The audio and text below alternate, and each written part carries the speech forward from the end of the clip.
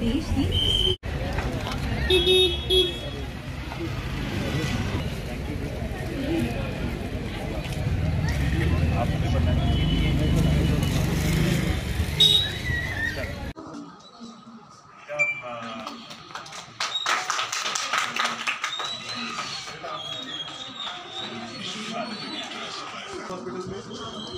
BCCM is here? Sir, yes, sir. Okay. Session sites have been uploaded? Yes, sir. All others online. And the list was...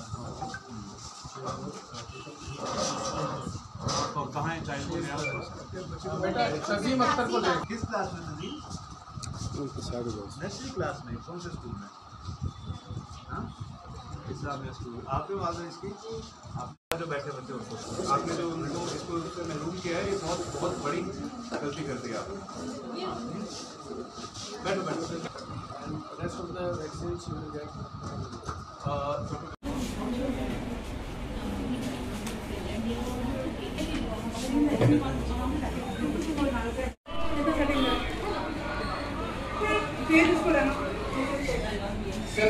Bharat मां ते बच्चे की गंभीर बीमारियों को बचाने वास्ते एक अभियान चला करता है जिसका नाम है मिशन इंद्रधनुष। इस अभियान च गांव-गांव गली-गली घर-घर जाइए एक तुपना पौना कि केड़े बच्चे जिन्हें की टीकाकरण की जरूरत है। गलगोटू खसरा इंटेंसिफाइड मिशन इंद्रधनुष 2.0 का लॉन्च है।